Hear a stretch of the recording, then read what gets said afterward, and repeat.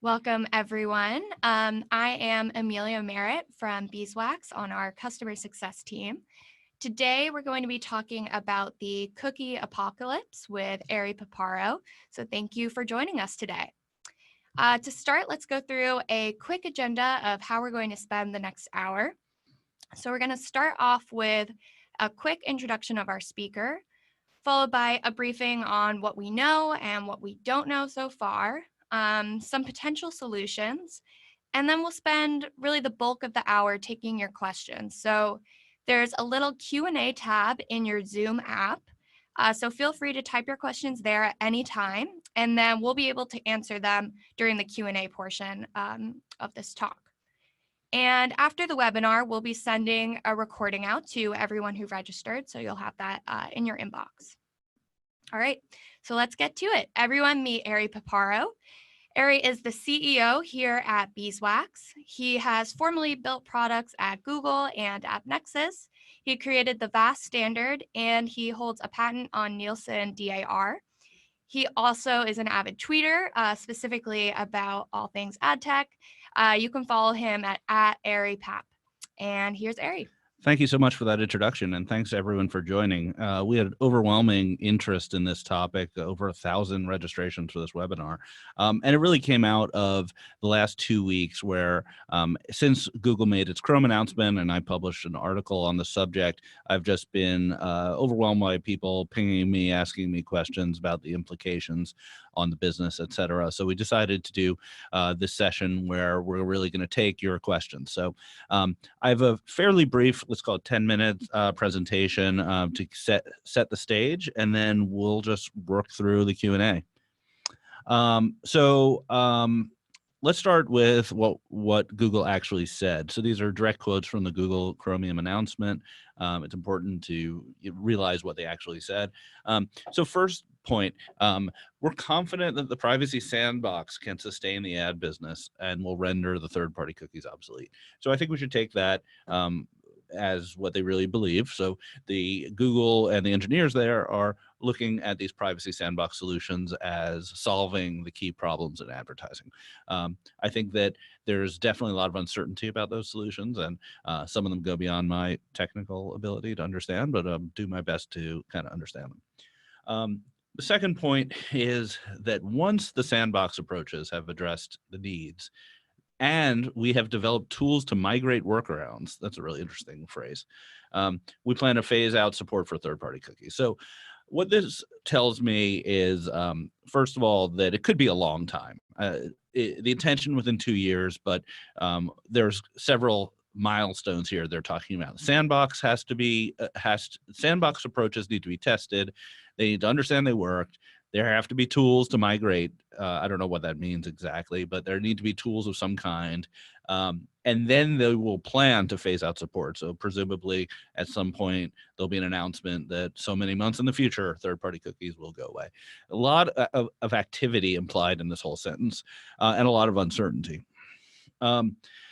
And then the last point, which doesn't get as much attention, is around fingerprinting. So developing techniques to mitigate fingerprinting. I think that opens also a lot of questions about what data points that we currently rely on in addition to cookies that may be impacted here. So I don't have all the answers, but I just want to kind of set the stage for what we do know. So what do we know? I think it's really important to zoom out here and realize that 30% of the current world has no cookies. So that's effective around rounding market share for Safari and Firefox. It's higher in certain regions and certain sites, but let's call it 30%. And the industry has largely ignored this problem. So many media buyers just don't buy Safari anymore, even though Safari and iOS users in general are higher income and more valuable customers. So it's not a really great situation that the industry is in as of this moment, regardless of the cookie announcement from Chrome. Anecdotally, talking to publishers, RPMs on Safari are 60 to 70% lower than those on Chrome. And if you extrapolate that and say, well, if the industry follows the same pattern on Chrome, that would be devastating to ad-supported businesses, losing 60 to 70% of their remaining revenue. And we know as well, and this is maybe a minor point, but I think it's interesting, is that click-based conversion tracking still works on Safari. So using the UTM parameter, IDs are being passed into first-party cookies using Google Analytics, and then they're being attributed properly. So there is some activity going on in Safari currently, and that brings up some questions about what will be available in the future. So the next point I make is that these sandbox proposals, there are various ones, but they all kind of hinge on this idea of anonymizing and obfuscating the users such that the ad tech vendors and the advertisers would not have any way of identifying individual actions. It would all be cohorts or groups of users. And so these are some of the things I put in my original Ad Exchange article, and some people have debated them because there could be workarounds. But if there were no workarounds and just the third-party cookie disappeared, view-through attribution and multi-touch attribution would not work at all. There'd be no basis to identify that the same user was exposed to any ads. Third-party data targeting in the browser would not work at all. So almost all third-party data is cookie-based at this point in the browser. There's obviously some third-party data in app, but the browser, we're talking about browsers here. And first-party retargeting would also not work at all. So the use of the advertiser's first-party data to find those users again in various forums just would be off the table. Now, we'll talk a little bit about remedies and ways these things could work in the future, but this is the baseline, and the baseline is pretty bad. And this is where we don't use the word apocalypse every day in our webinar. So I think that when we think about what could happen, it could be really bad compared to how people do business right now. But there's a lot of stuff we don't know, and a lot of uncertainty. What does within 2 years mean? Will it be sooner? Will it be later? Will the sandbox approaches be widely adopted before that 2-year period? Don't know. What will happen to mobile IDs? And now some of you may think this is a totally different topic, subject to a different apocalypse, but I believe pretty strongly it's very related to this topic. The problem with mobile IDs is that, first of all, they're consistent, so they have a significant privacy problem, and to the extent the cookies are easily deleted and opted out, mobile IDs are significantly more easily identifiable back to consumers. And the general consensus is, or the conventional wisdom is, that Apple would love to get rid of them in iOS, but they can't because it would hurt their ecosystem too much in terms of app developers, installs, etc. So why this is related to Chrome is because we know that Apple is interested in sandbox approaches, and because they put out a proposal for it last summer.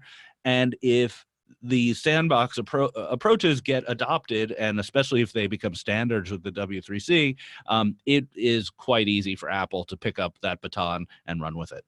And I would expect that to happen.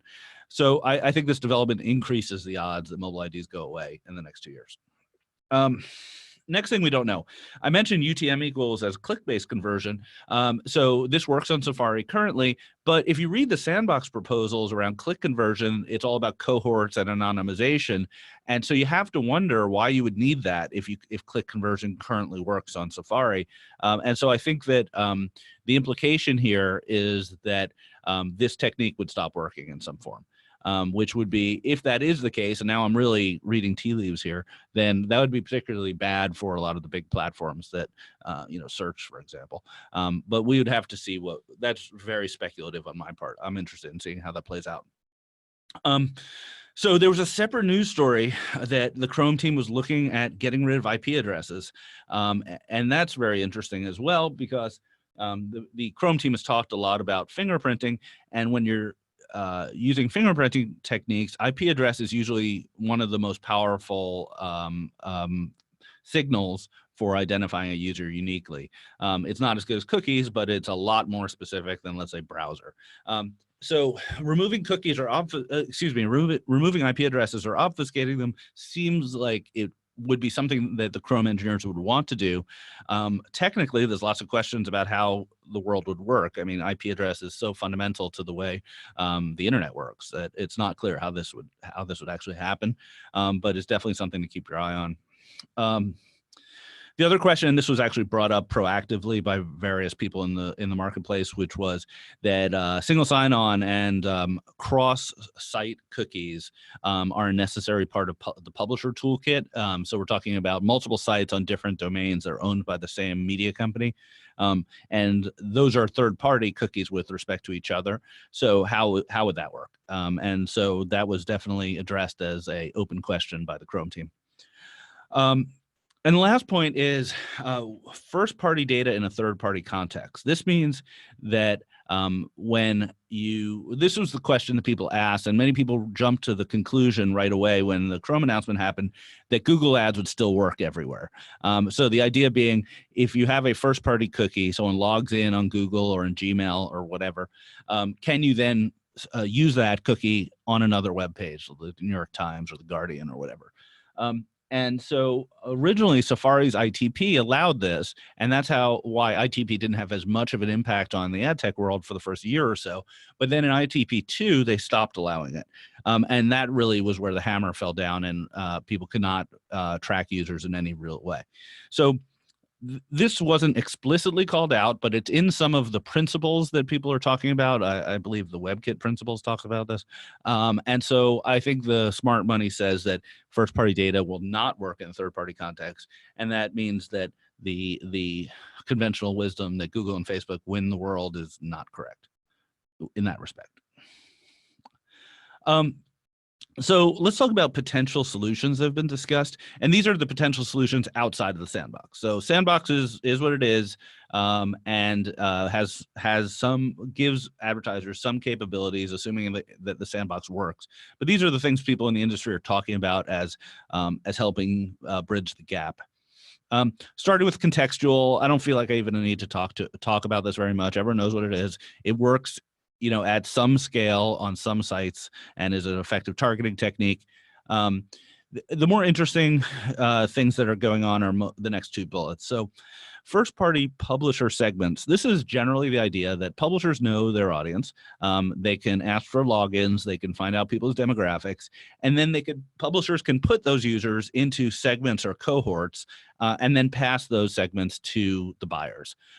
So the buyers would have to trust the publisher that this given, let's say, deal ID or segment ID represents, young women interested in buying cars, and then bid accordingly.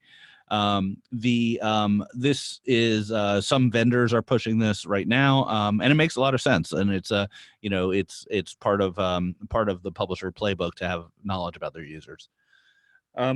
The next technique, first-party PII or personal data hash between buyers and sellers, is probably a little more controversial, and is certainly where a lot of effort is being expended. So this is the idea that publishers, once again, know who the users are, ask for a login, and then they take that login and in some way hash it or obfuscate it such that it gives the advertiser the identity of the user in a privacy protected way. So this is the area where LiveRamp has made some announcements. I think at their ramp-up conference last year, they introduced a product that allows publishers to ask for email addresses from their visitors and stores in a first-party cookie and then matches it against the LiveRamp IDL. It doesn't necessarily need to be LiveRamp. It could be another vendor or some other method. But this is probably the area where the most effort is going into figuring it out.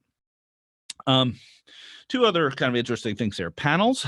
So Nielsen, ComScore, other panels are opt-in and have full knowledge of the user's behavior, so they effectively can replace cookies. The problem with panels, obviously, that I think everyone knows, is that you have to project the findings from a relatively small audience onto the larger audience.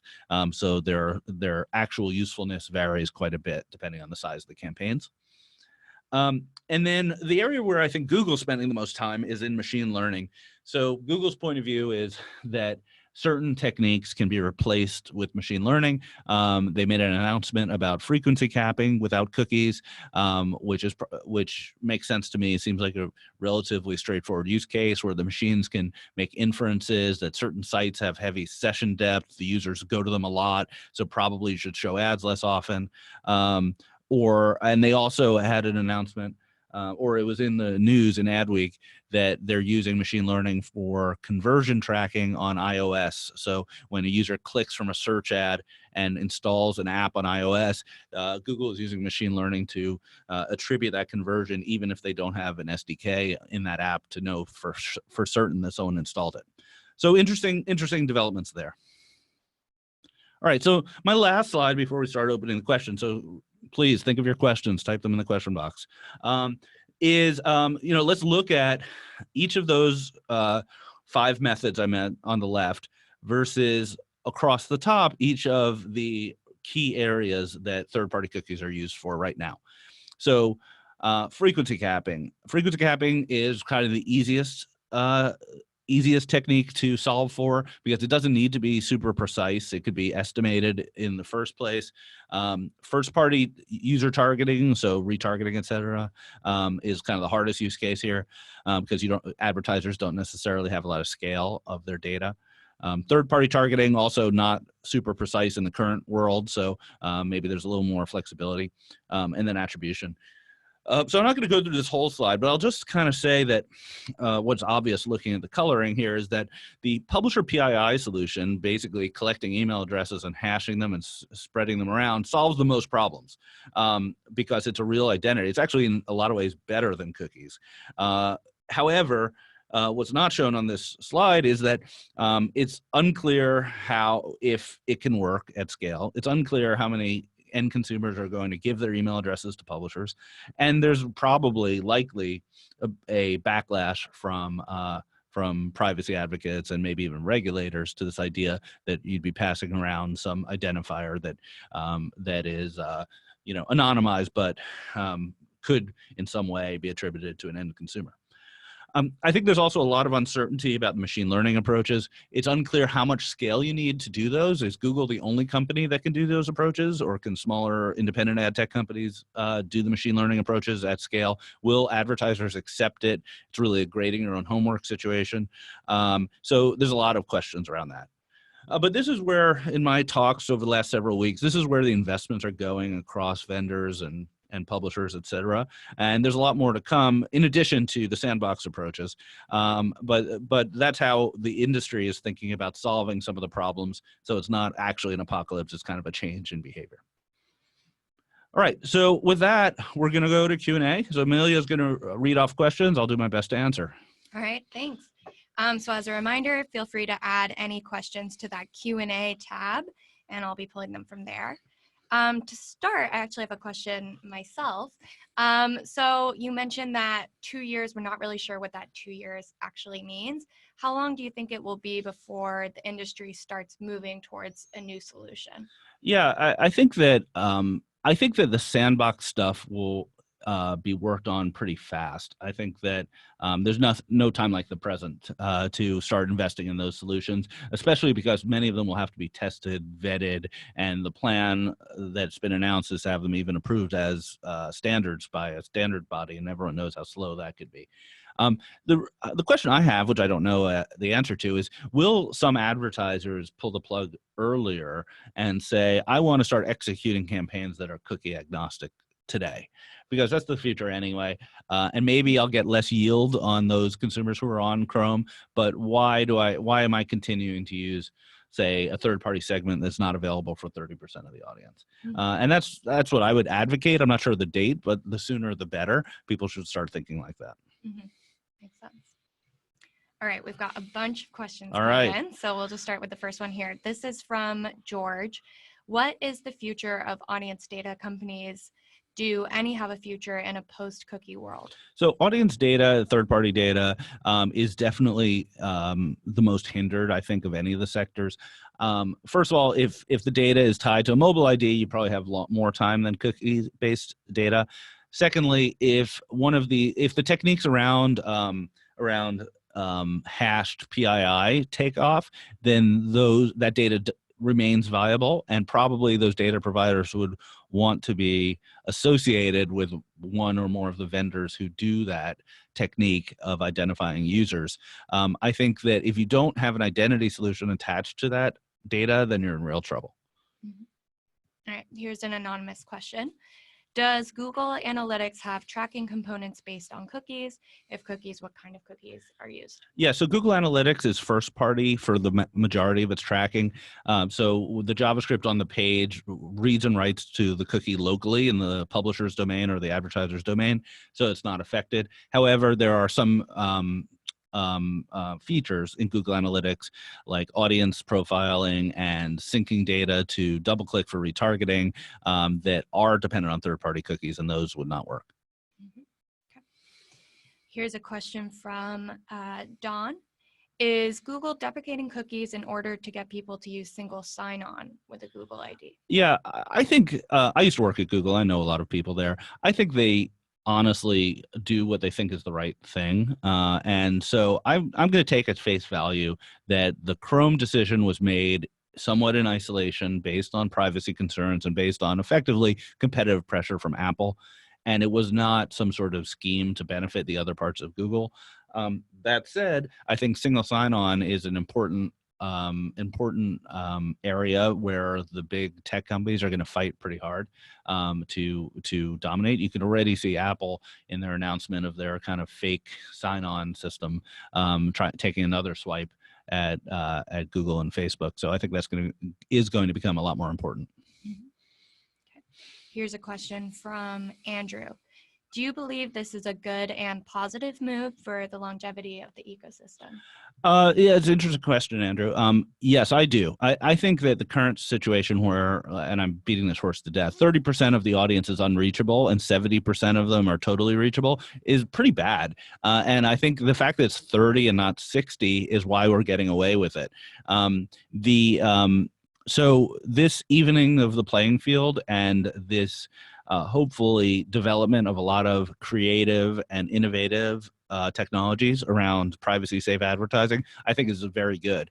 And I could even think forward a couple years. Imagine if the exact same techniques can be used across devices, cross browsers. So advertisers don't care about how view through is attributed in desktop but doesn't work in mobile app. None of that all goes away. You use the exact same tools and techniques on phones, on tablets, on desktops, on TVs, because they're standards. That sounds great to me. Okay. Here's a question from Zoe. Publisher first-party data feels like it's going to be the easiest solution, at least short-term. Do we see pub co-ops such as the Pangea Alliance, Ozone, et cetera, as a way to combat scale? Yeah, absolutely. I think pub co-ops are a great technique, especially in Europe, where each market is more heavily concentrated in a small number of publishers. If you're an advertiser in one of those markets and you can get the same kind of data across, 70, 80% of your media buy because it's concentrated with certain publishers, that sounds like a really good approach for everybody. It's more challenging in the United States, which is a much bigger market and more fragmented. But even in the United States, if for media companies have many properties under the same umbrella, adopting a single login seems like it's a really smart move. All right, here's a question from Adam. Can you go deeper on why PII only works on certain sites at scale?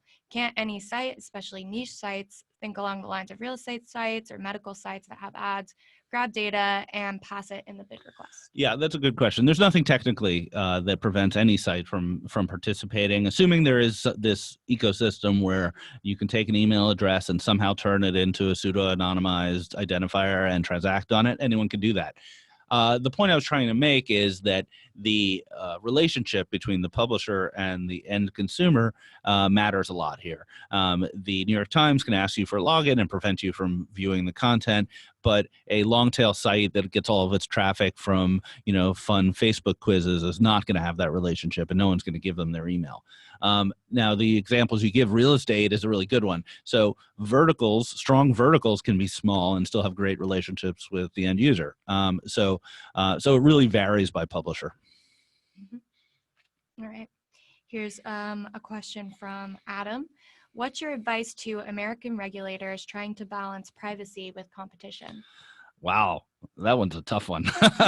Yeah, privacy and competition are effectively in direct conflict in ad tech because effectively, if you ask a big platform to enable a third party to buy their media. The way that works is by sharing consumer data through, just think about cookies and RTB, for example. So there isn't one really good answer to this, but I think that if you remove cookies out of the equation, and now even the big platforms don't have access to that data, then you're on an even playing field. So we're potentially passing around less personal data to everyone, and it becomes a little bit easier for regulators. Mm-hmm. All right. We're getting a lot of questions around publisher first-party data. Yeah. So how effective is publisher first-party data as of today? How do you expect this will improve?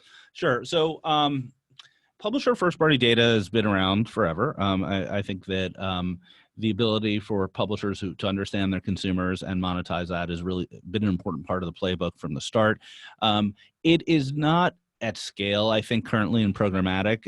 Largely what happens in programmatic today is that publishers will use a deal ID to indicate certain kind of types of consumers or certain like viewability guarantees or things like that. And it's really done sort of on a one-off basis. And that's largely because advertisers have great data too. So if you take away the advertiser data, though, publisher data becomes king, and it gets kind of interesting. And so I think publisher data, if given some guardrails, could become really important. By guardrails, what I mean is, first of all, taxonomies. So an advertiser doesn't want a different definition of, male 18 to 35 on every site that they visit or that they buy on, sorry. They don't want 20 deal IDs for 20 sites that they have to traffic in their DSP. They want there to be some form of a taxonomy where they know what they're getting. Secondly, there's trust. If you allow the publisher to self-declare their first-party data, there's an obvious conflict of interest because they want the most valuable audience possible. So is there an intermediary involved in this that determines that consumer is in a certain segment? Are there guidelines? Is there auditing? Those are all really interesting questions and probably areas where some smart entrepreneurs are investing right now. Here's a question from Tony. What impact do you think this will have on click fraud or other forms of fraud? Well, I don't think it's going to be that big of an impact. I think that when you think about fraud, cookies aren't very important to detecting fraud because, frankly, the bots can simulate cookies very easily. It's usually other signals that are used for it. I think that it actually is maybe a little more dangerous. Part of the announcements around fingerprinting. So if there's less and less signal on the header, let's say, that starts impacting fraud detection in a way that cookies don't. I'm not a real expert in fraud detection, so I'm going to kind of defer more depth on that subject, but I do think it's the IP address and the fingerprinting is more of a concern than the cookies. Here's an anonymous question. Do you predict this will lead to changes in the use of IDs on CTV/OTT? It's an interesting question. So the current state of CTV OTT is a very messy identity resolution situation.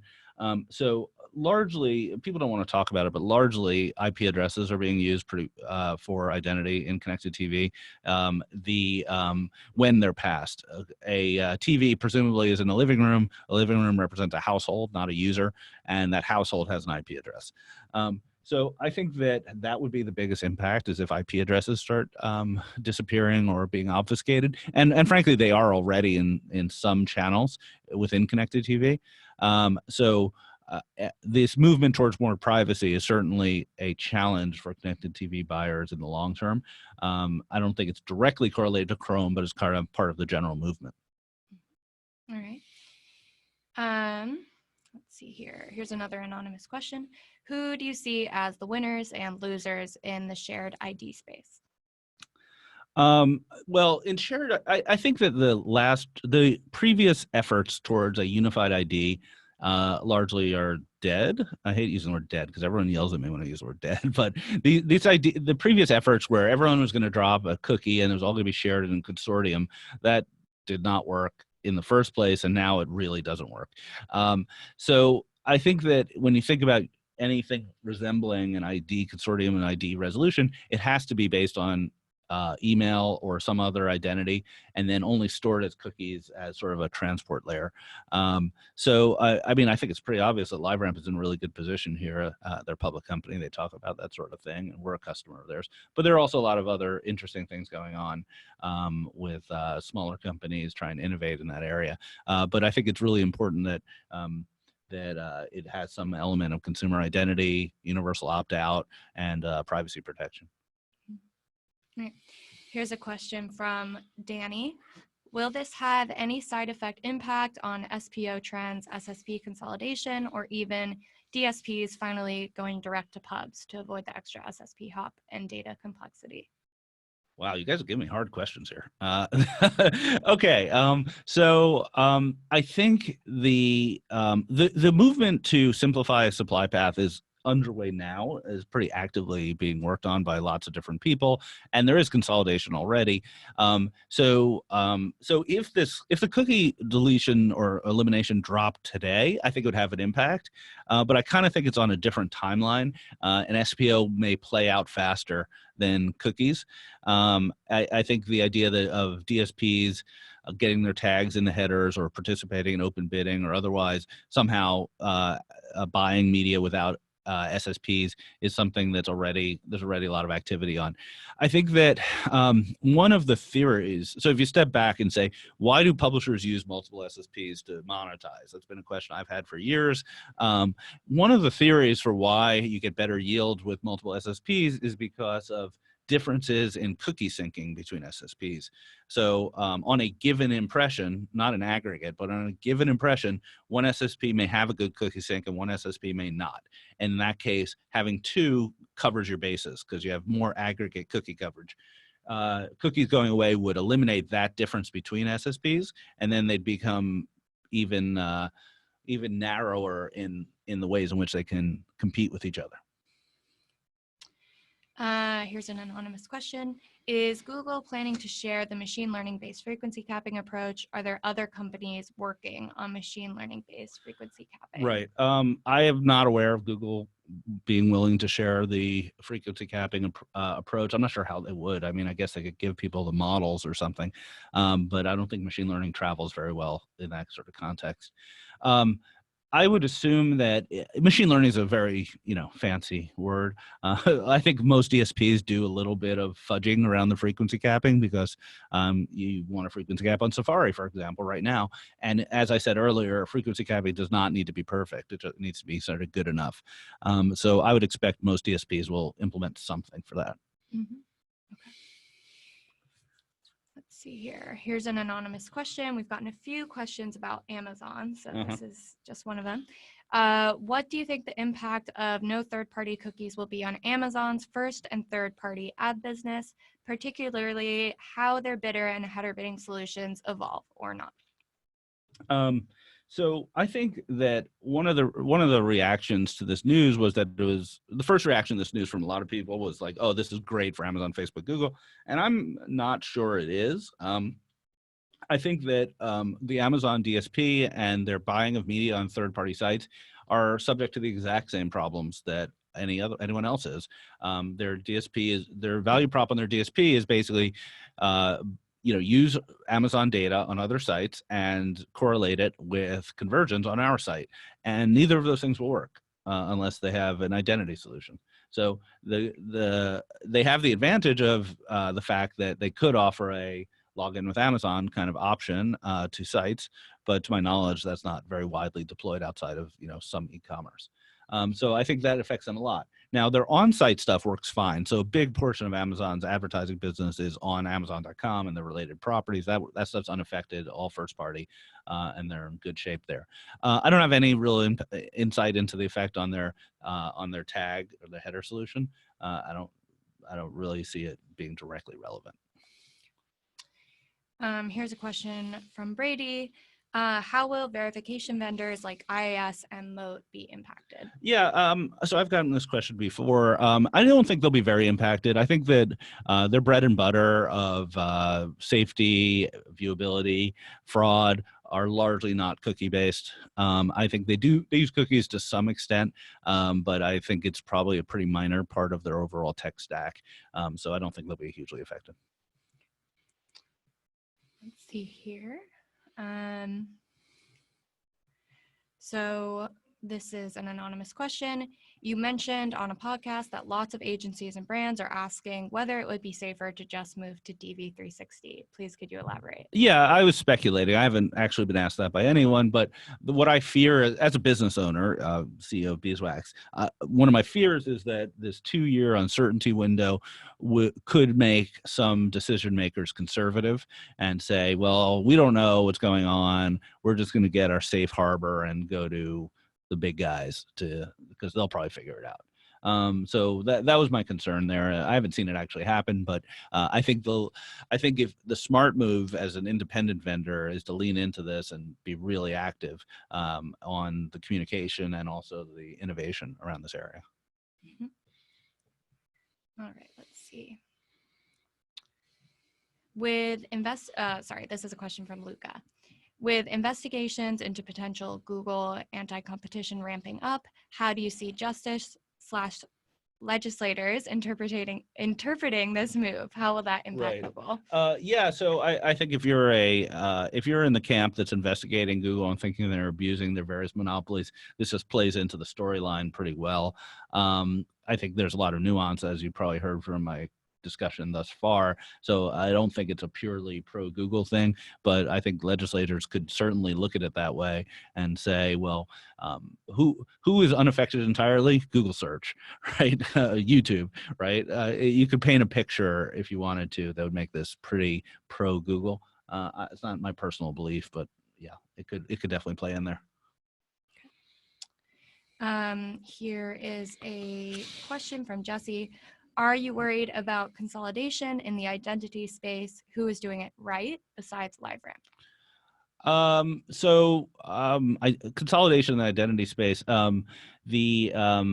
I think LiveRamp has a pretty big lead here. I think there are interesting companies out there. I'll name some. So you have Live Intent, who is building an identity business. You have ID5 in Europe, who's doing interesting things, especially around that publisher segment idea.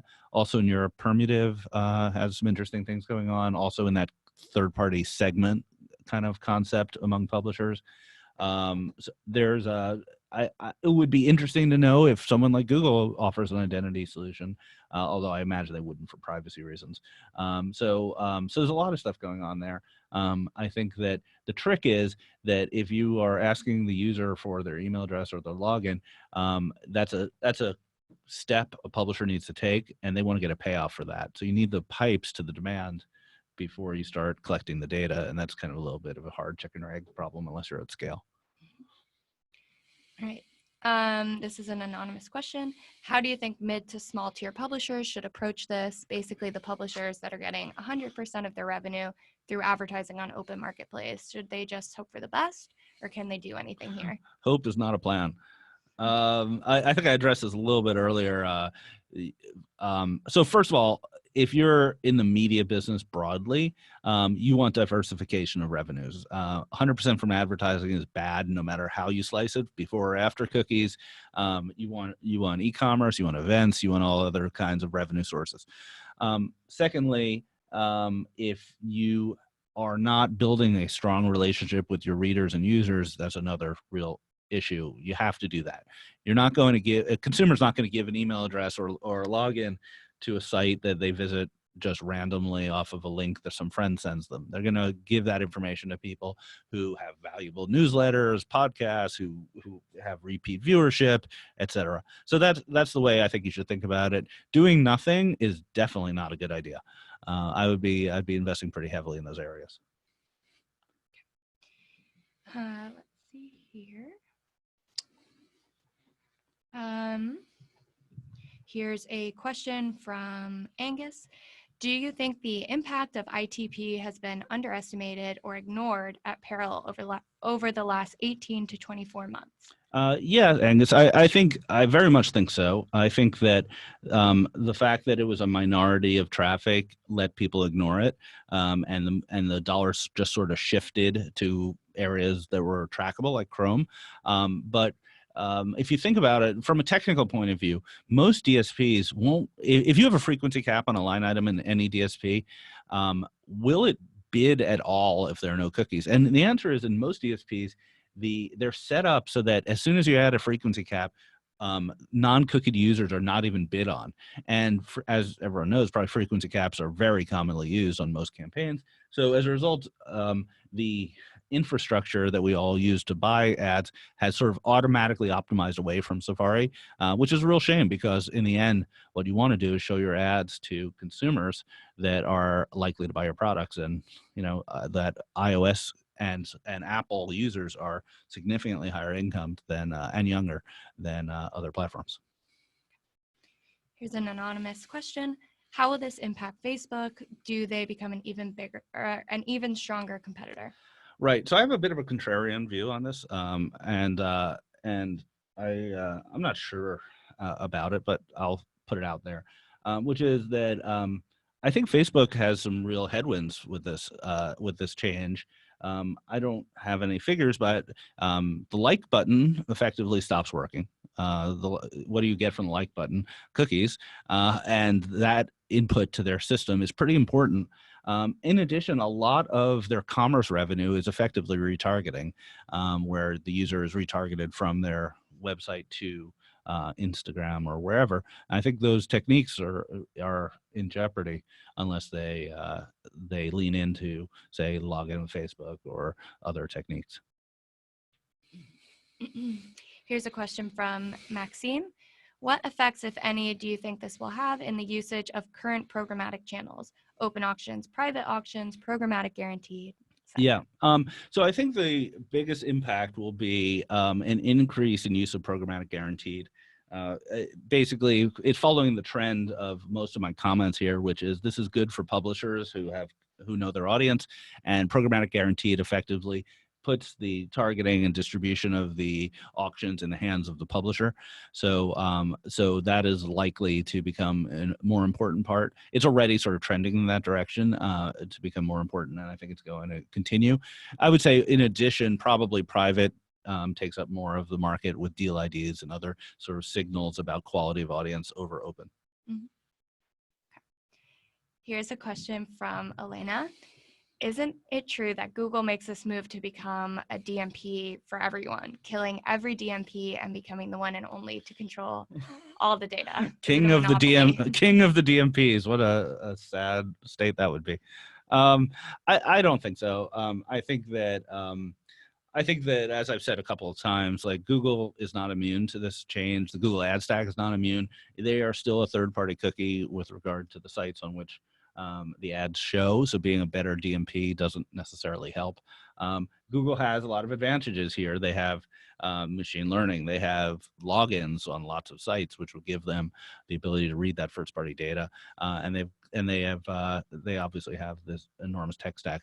But I do not think this is a play to become king of the mountain. And I think that the king of the DMPs is like kind of a meaningless title if the DMPs go away. Okay, so this is an anonymous question. We've answered part of it, but want to go into the other part. So what guidance would you give advertisers versus agencies versus publishers? Should advertisers begin exploring creating their own advertiser co-ops? So we talked a little bit about publishers, but what about in this other lens? Advertiser co-ops. Okay. That's kind of like the Super Bowl commercials where you had Bounty and the other P&G brands all at the same time. I think advertisers, especially in sectors like CPG, are pretty starved for data because they don't have direct relationships with consumers. I don't really see having them band together as a solution to that. I don't think someone's going to have a login on the Charmin website and then go to the Bounty website and then use it to log in. That seems a little far-fetched. I think a more interesting development is the connections between retailers and brands. So led by Amazon, but also Walmart recently has made a lot of moves in this area. The retailers do have a lot of data about what consumers are interested in. It is first party to them, and enabling that for advertisers is a trend that I think will continue pretty actively. Okay. Here's a question from Robert. Could this cause a change or even an end to RTB, to a different approach for display? Right. So I've been asked about this a couple of times. You could imagine a world, if the world had developed without cookies in the first place, I do imagine the RTB may not have happened. It may have been more like a programmatic guaranteed world where like APIs existed to push orders between buyers and sellers. There was actually quite a bit of work on that pre-RTB in the mid 2000s about order flow, XML, and stuff like that. I think at this point, RTB has become a really important part to the way people buy media, and the workflow and reporting and all of that stuff is built around those pipes. I made the analogy earlier. It's like if you have a bridge that you built for cars and then you decided to switch it to bicycles, you wouldn't want to rebuild the bridge even if it wasn't ideal for bicycles. You would kind of make it work. I think that's the direction we're headed, where these roads and pipes, whatever metaphor you want to use, are in place. They're well understood, and losing the cookie isn't going to change that. Okay. Here's a question from Thomas.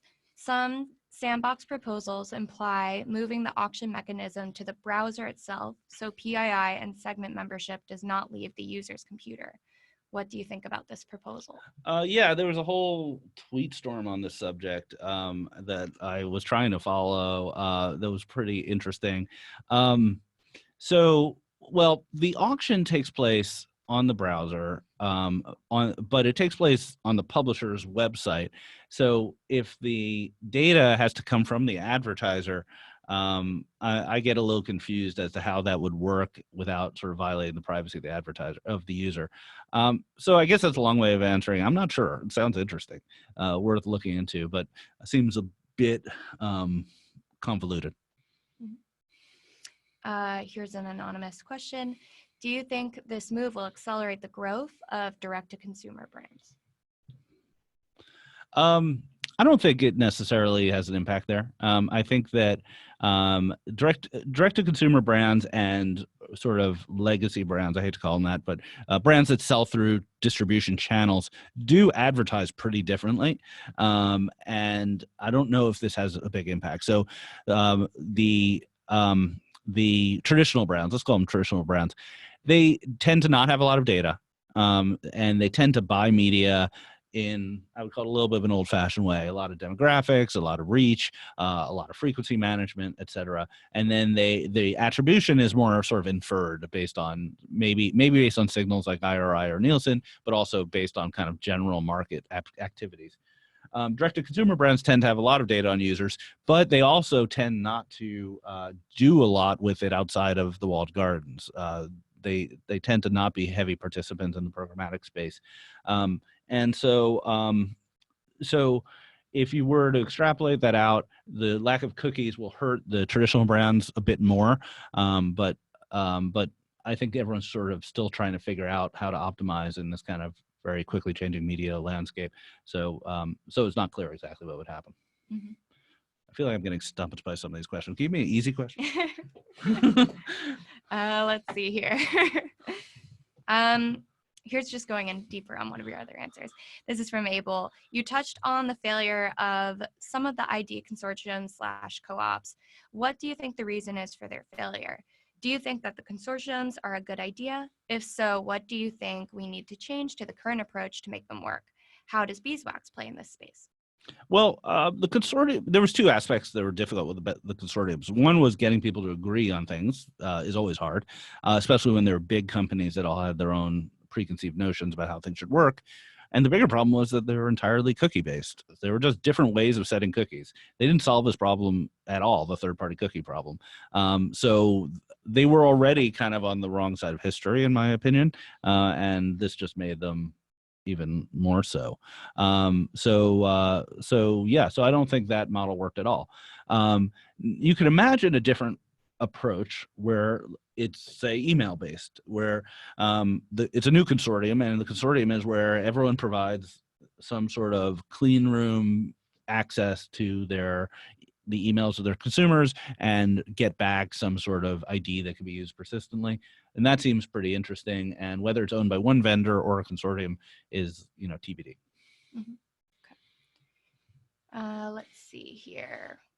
We've touched on this a little bit, but this is an anonymous question. Thoughts on the future of DMPs? Are they still a valuable investment, especially on the brand and agency side? Yeah, so I mentioned DMPs in my Ad Exchange article, and I called them dead, and I got some nasty emails about that, so let me clarify. So on the publisher side, DMPs are actually more important than they were before. For all the reasons I've been talking about for the last hour, publishers need to organize their data, make it available for use, and DMPs are great at that. So I'm really bullish on DMPs for publishers. On the advertiser side, DMPs largely are cookie-based, and the main use case is organizing your cookies and pushing them out to a platform to target them, and that use case disappears. So I think the movement on the advertiser side is much more to CMPs, which are based on known users and PII and protected fashions, and that trend will accelerate, if anything.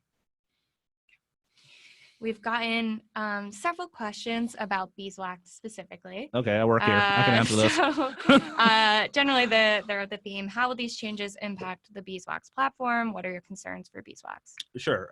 So first of all, Beeswax is a very diversified buying platform. We have quite a bit of in-app and connected TV. So just as a company, we're feeling pretty strong against these headwinds. In terms of how we're going to help our customers achieve cookie independence, we're investing pretty heavily. We have a partnership with LiveRamp to start bidding on the IDL. So that's pretty exciting. We're investing in connected TV device graphs. We'll have some announcements about that in the coming months. And we're continuing to push our product roadmap towards giving our customers all the data they need, the full transparency on what they're buying and what they're not, to move from this very sort of black box cookie dependent optimization that's been very common in the industry towards sort of multivariate signals to achieve performance. That's my sales pitch. Achieve cookie independence. All right, here's a question from Henry. How often are you coming across the new CCPA consent string from publishers in California? And are you concerned about the lack of compliance in the marketplace today? Right. I hope Henry doesn't work for like the California Attorney General. You tell us. You have to tell us if you're a cop. No, we're seeing very little. So I think very, very little of the Adtech ecosystem is currently prepared for CCPA.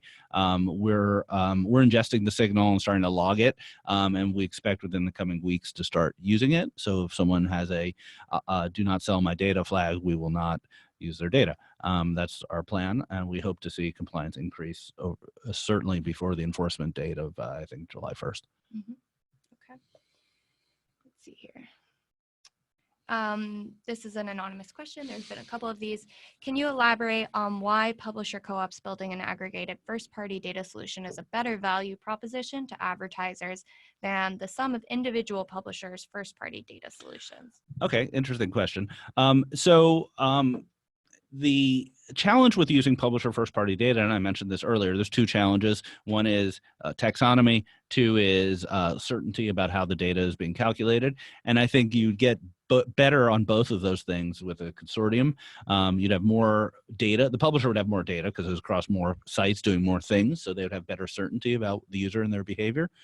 You'd also only have one party you needed to talk to about, the veracity of the data. So those are kind of soft benefits. But on the surface, if you have 5 publishers all doing the right thing versus one consortium of those 5 publishers, they're kind of interchangeable. Mm-hmm.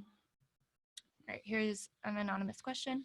Will dynamic creative be possible in the privacy sandbox world? All right, good question. So, yes-ish. There's nothing to stop dynamic creative from working. But many dynamic creative vendors and executions are very cookie and retargeting based. So you can change the products based on what's getting the most clicks, what is converting, other signals, some correlation with the site you're on. But you would have some significant restrictions on using the user data to influence that dynamic creative.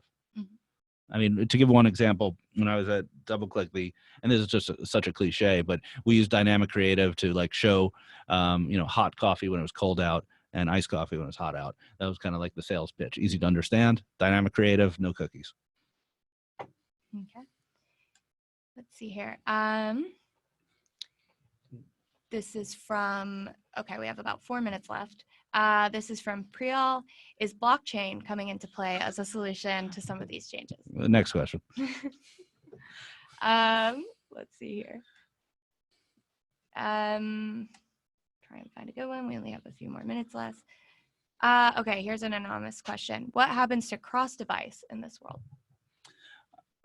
So cross-device is pretty impacted here.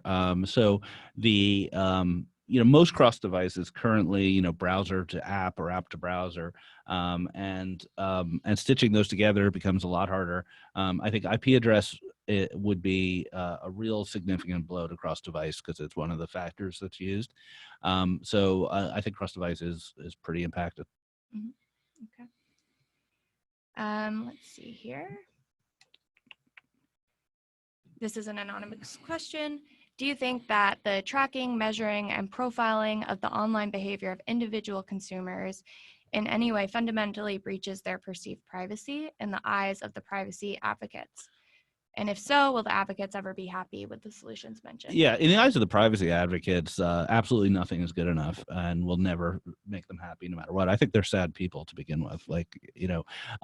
The reality is that as an individual, as a citizen, you have like 5,000 things to worry about before cookies.